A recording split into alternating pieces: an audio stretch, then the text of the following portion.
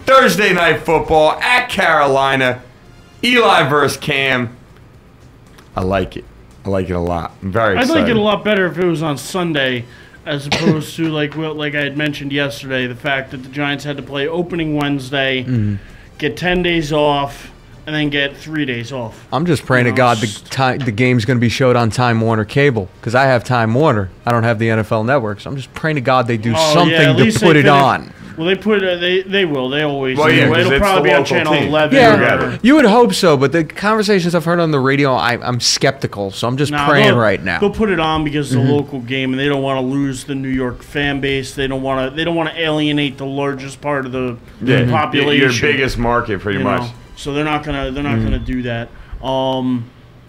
I just don't like it because it doesn't give the Giants any chance to recover from anything. They've already got Nix, Hickson, everybody. Bradshaw, Deal, all four of them out. If I may, before the news of Nix went down, I actually thought the shortened week could be a good thing for the Giants because the Giants didn't really click until that fourth quarter. So while normally, the shortened week is bad because of the injury time, you would think if they're still carrying the momentum from that game, the short turnaround actually could have worked in their favor. It still may work in their favor just because they had such a great fourth quarter. And rather than having the full week to let that sit, you're going back 3 or 4 days in. If they can carry that over, that could help them out. Now, obviously, Nick's going down. That's huge. And you're right. If the game was on Sunday, he probably would be playing. So there's that. But, every time there's an injury, it's just an opportunity for someone else to step up. And I'm a big supporter of Ruben Randall. I'd like to think he could wind up coming through in a big way. I think he'd wind up coming through before Ramses Barton, truthfully. So I think if there's anyone to look for to have the surprise game, I think it might be Randall. That would be my choice. Now, there's a lot of different ways you can go at this game. You can do Eli versus Cam. You can do, two defenses that have not played that very well. You can do the two run games against each other. For me, it looks like Jonathan Stewart's going to be out for Carolina. Yeah, too. Stewart looks like he's going to be out. I'm not expecting much running from either team. I'm expecting more of a passing game from both. I could actually see Cam Newton leading their team in rushing. After he's going to have to scramble. I think the Giants are going to get after him. I think the Giants. I'm taking the Giants, but I'm not 100% confident in it. I actually am going to take the Giants myself on this, even though, like you said, there's a lot of ways that it could fall through the cracks. To me, the key is going to be the play of the Giants' front seven. It's documented the secondary problems the Giants are having with Prince Mukamura out. Corey Webster, he has been playing. I think he recovered from his week 1 injury, but he hasn't been very good in terms of pass coverage. They're throwing the ball at him all the time, and they're hitting. So you have guys like the Justin Tryons, the Michael Coes, who apparently, you were right, he's not very good. I'll give you that. And Jaron Hosley, now the rookie fifth stringer, who is going to wind up being pressed into a lot of action. And that's going to give the Panthers carte blanche. Steve Smith is having a really good season so far. Brandon LaFell's having a breakout year. That's going to continue.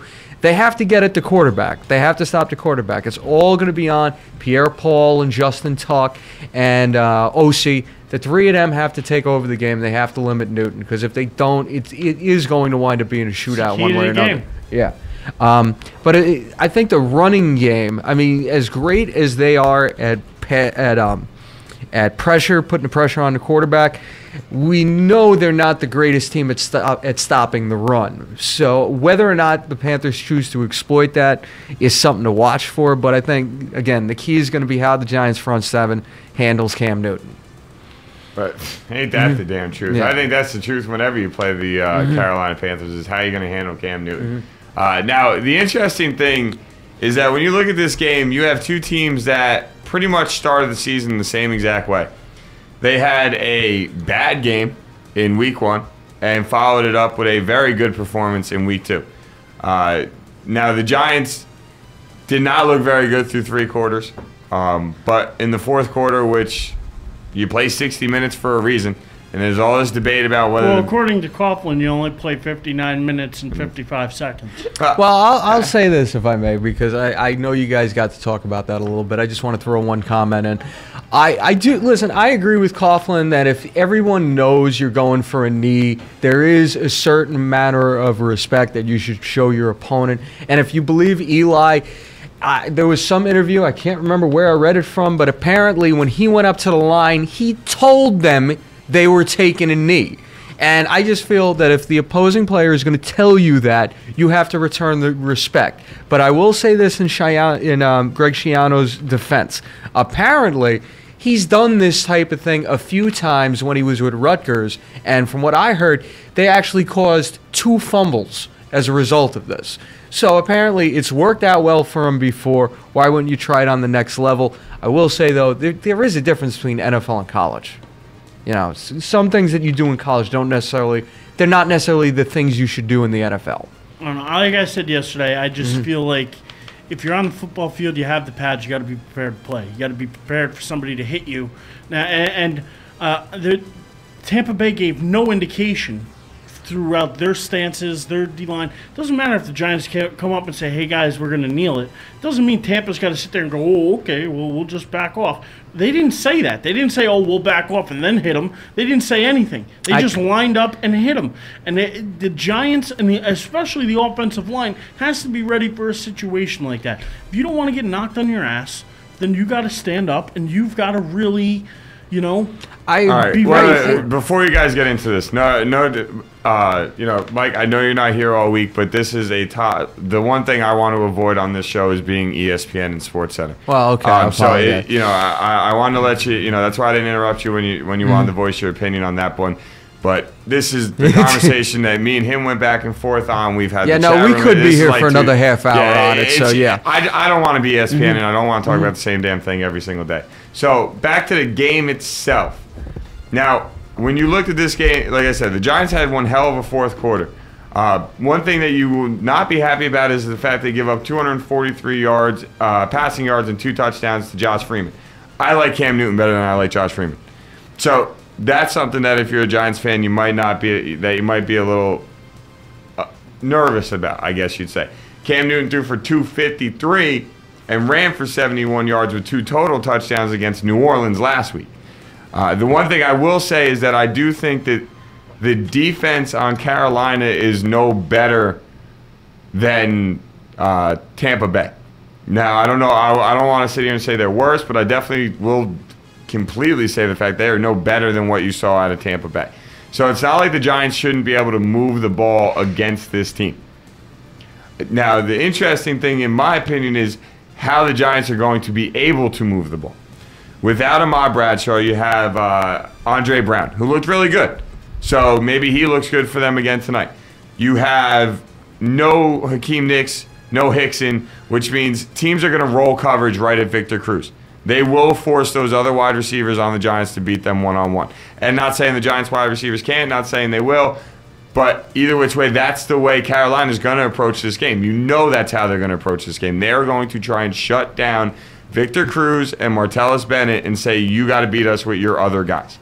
So when you look at this game, I think the way that it's game planned is something that the average football fan can figure out.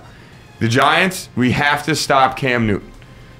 Contain Cam Newton, keep him in the pocket, and then just keep him from passing deep. If you make this team try to dink and dunk, they're not good. They like to hit big plays. They like 20-plus yard throws. They like Steve Smith down the field. They like Brandon LaFell going down. They like that. So they don't like dinking and dunking. And if the Giants can force them to do that, I think they have an extremely good chance to win this game, even with the injuries against them. Now, there are a lot of different little, stats. Like I said, Andre Brown, he might have a really good game. In the first 2 games of the year, Carolina's giving up 146.5 rushing yards a game. That's what their defense is giving up. Mm-hmm. And that's with John Beeson back healthy and the first-round draft pick and Luke Kuechly, however you say his last name. Mm-hmm. So they made additions to try and make this a better defense, but 146.5 rushing yards a game, I'm sorry. you don't rest your hat on something like that. That's disappointing. So, I just wanted to really throw that out there. I really, this is actually the 6th time these two teams have met. New York's won 3 of the last 4 games. The last time they played was September 12, 2010, when the Giants won 31-18. Manning threw for 263 yards and 3 touchdowns, but was picked 3 times. And then the last 3 meetings, all 3 of them have been in New Jersey. And the Giants took one of their the last game that was played in Carolina, 27-13, all the way back December 10th, 2006. Eli also threw 3 touchdowns in that game. So I think in this matchup, I think the Giants have, even with the injuries, have a favorable matchup against this Carolina defense. But I also think Carolina matches up really well against the Giant offense. So I think it's going to be a really fun game to watch. I actually think Carolina is going to end up taking it. It's just really, I just think with the injuries on the Giants, the short week, the having to be the road team on the short week, Carolina was. I think the Cam Newton factor at the end of the game is going to make the difference, because I think even if their running backs can't run the ball, I think Cam Newton will be able to run the ball to kill clock and maybe put the game away if they have a lead. But that's just my opinion. So what we'll do is we'll give each one of you guys a couple minutes to talk on this, and then we'll move into we'll do Mike start 'em, sit 'em, and then from there we're going to jump into the game picks, and that'll be the end of our show. So Eric, I'm going to let you start on this one, my friend. What are you looking for? What do you expect? What do you think the outcome's going to be? Pretty much whatever you want to say about this game. Floor is yours, bud.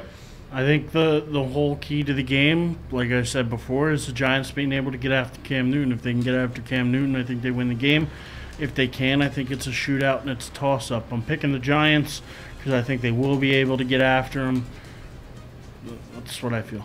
All right. Cool. Now, Mike? Well, listen, like I said, I do think the Giants are going to wind up pulling this game out. I think it's going to be very close, and I think the Panthers definitely have a shot to pull off the upset. Listen, I get that Cam Newton's a great quarterback. He can scramble. He can do the runs. He's still a very good passer. I can't bet against Eli after the game he had on Sunday, a game where he threw 3 picks in the first half, and he came back and he threw all those touchdowns in the second half for over 500 yards. I think Eli is rolling right now. The big key for the Panthers on defense is going to be to stop Victor Cruz and Martellus Bennett, and like Dave said, to get them to make one of the lesser options beat them. And I think this is a prime opportunity for someone like Ruben Randall, who I just really think he is in the same mold as Hakeem Nicks. Not really taken from the same school, but just the things you heard about him on draft day. They were both taken. Randall was taken in the 2nd round. Nicks was taken in the late 1st round, but they were both looked at as project guys who could develop into a number 1. Nicks developed faster than a lot of people thought he was going to develop in that first season, which he still had the injuries, but even through that, I don't think anybody really expected him to have the impact in the first season that he had. I think Randall is capable of that same type of impact, and I think this Nicks injury could wind up opening the door for him. Everyone winds up being higher on Ramses Barton because he's had the great preseason games. You don't rest your hat on preseason games. He hasn't done anything in the regular season. So to me, if any of the 2 wide receivers for the Giants are going to wind up stepping up, it is going to wind up being Randall. And if he winds up stepping up, I don't think the Panthers got a shot, truthfully. I think that's the main thing. They have to try to exploit the Giants' secondary, but like I said, if the front 7 can limit Newton, secondary becomes a moot point.